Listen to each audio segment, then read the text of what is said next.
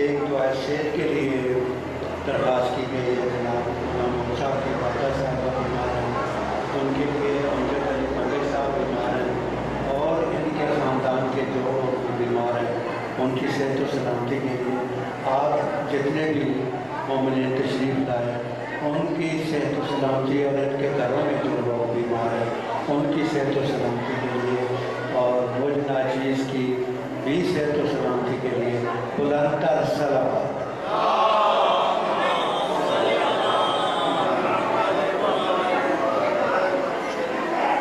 अब्बास नकवी अगर हो नहीं हदिया सलाम के अंदर मैं दावत देता हूँ ख्वाजा अली अब्बास तशरीफ लाएँ और हदिया सलाम पेश करें।